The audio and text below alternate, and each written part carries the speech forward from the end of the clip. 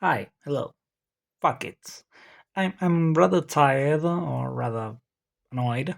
Yeah, let's go with annoyed. Why not? About the nature of how the new people in the fandom understand or don't Digimon biology and everything. I don't know why it bothers me, but I'll explain it anyway because explaining things and properly educating people is much better than just being upset. That That's a that's a good way to think about it. Think of this video as a general catch-all basis for Digimon morphology. Morphology being, as you know, the study of the way humans understand and classify things depending on how they look, how they function, and etc. Based on their characteristics. I'm recording this with my phone, so sorry for that. Well, let's start with what is a Digimon. A Digimon, shit, let me hold on. I'm back. Well, so morphology is in biology at least it's the study of the form and the structure of organisms. So this is Digimon morphology 101, I guess. Yeah, let's start with what the fuck is a Digimon. A Digimon is functionally, depending on which explanation you want to use, data. Sometimes they're spirits, sometimes they're highly evolved viruses or AI, but the general composition is most of them are not. Apologies, that was my grandma. She's very sweet. She came to check up on me. She gave me a bottle of water. She's lovely. Well, so back at it.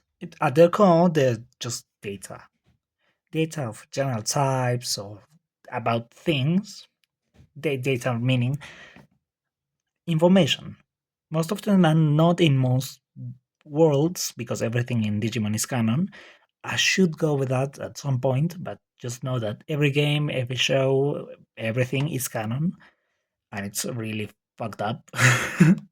Not fucked up as in messy, but yeah, messy. Well, out of the data, they have two main components that we can divide them by. This is general for every Digimon, regardless of how they look, whether they are reptiles, beasts, or mammals, or hot ladies. I much prefer the hot ladies. The most important part is the Digico. This isn't really explored or anything, but it is something that we know Digimon have. It's the main processing unit. The central, yeah, CPU, central processing unit, their only processing unit. This is where everything about the Digimon happens. Both evolution, which is mostly carried by the amount of data, not specifically the data, but the sheer amount of it that can be used. It's more useful to think of data when referring to a Digimon as in mere mass rather than what it is, information. Information and data and mass when talking about Digimon gets a bit messy. But to summarize, Digico covers the functions of the brain and, effectively speaking, their entire self, their soul to a point. And then you have the mesh. The mesh is the exterior part that separates the Digico from everything else. See, I drew him.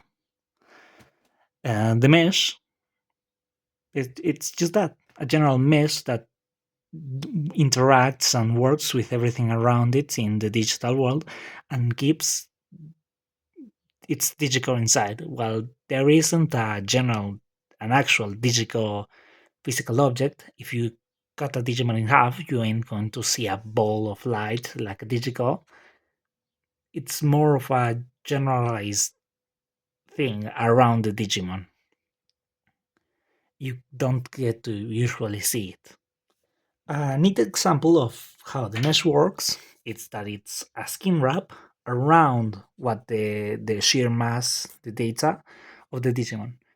Seen mainly, for example, in the evolution in Digimon Tamers, we see the mesh rip apart, and we get to see the actual wireframe within the Digimon that is their actual shape. Think of it as a texture in a game, I guess. Yeah, that's a good explanation. So now let's move on to evolve.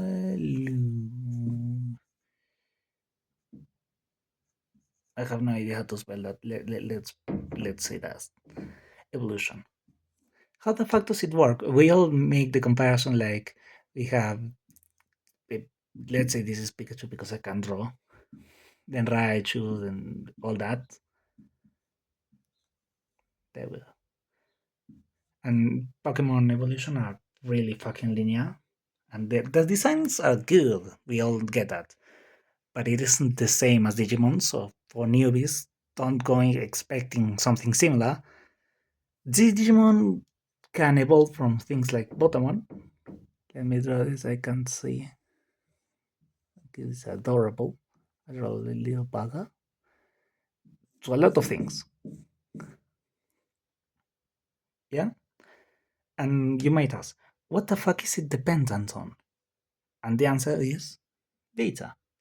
Regardless of me saying before that we mainly will think of it as mass, the fact that this information it does have an effect on the Digimon. The kind of data that makes him up, that makes them up, comes from what foes they defeat in battle and the environment and way they are raised.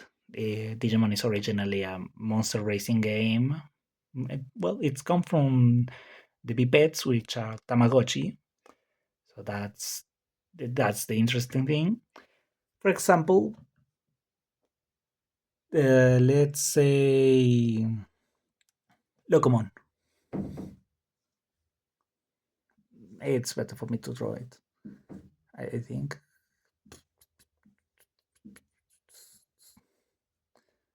the train Digimon. It's just one of the train Digimon. Why is it a train? Because it's mostly comprised of train data. The nature and the shape of their mesh and the general actual shape is determined by the data and the information that it contains, like trains, or a generalized concept of lust for things like Lilithmon, which is, yeah, demon lord. Those are groups that I might have to explain in another video. If this one like works, if you want to share information about Digimon with anyone, I'd like people to see this video. I know my explanations aren't great, but the morphology of it is generally not understood, but it's so interesting and people need to see it. What else? What else? What else? What else? Well, yeah, that's about it when it comes to the sheer morphology. There are other things in regards to their nature. For example, Digimon aren't human. I know it's kind of obvious, but then you get into behaviors, how a human acts versus a Digimon. Digimon are by nature monsters. They are built to kill each other.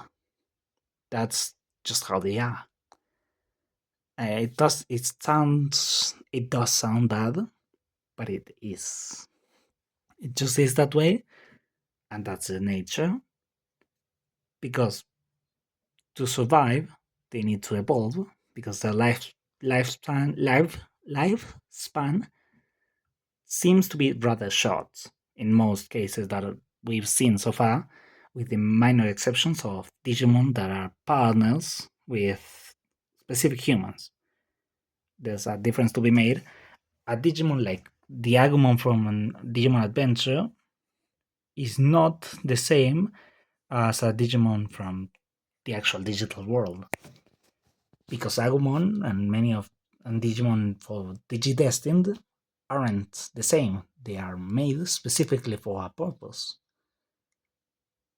so they don't suffer from many of the issues that that normal Digimon have. Like for example, the so far as we know, extremely short lifespan. To overcome this issue with their lifespan, they take advantage of evolution. They evolve by amassing enough data that the digital has to reconfigure the mesh, which also does happen to reset. Not always reset, but increase their life, yeah, the amount of time they can live. That's really interesting if you think about it.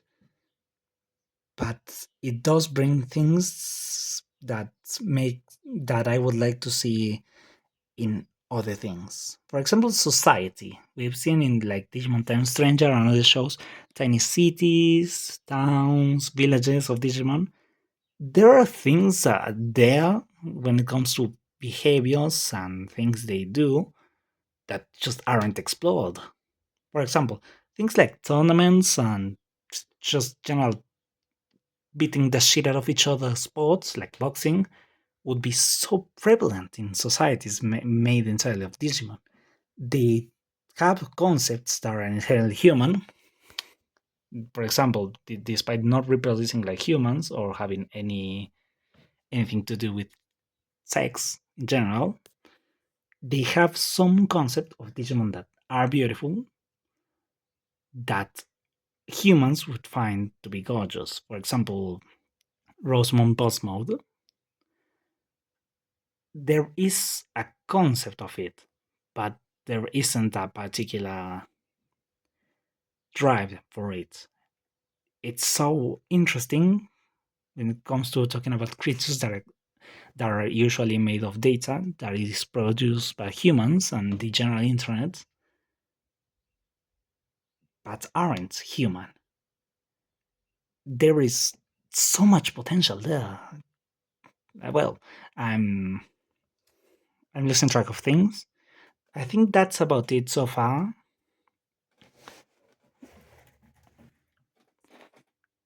There we go. I'm not good at drawing. I'm trying to get better. That's about it for now. See you again. I think I want to make another video about Digimon. If you see this video, ask shit in the comments. I will answer it. I have issues and I know way too fucking much.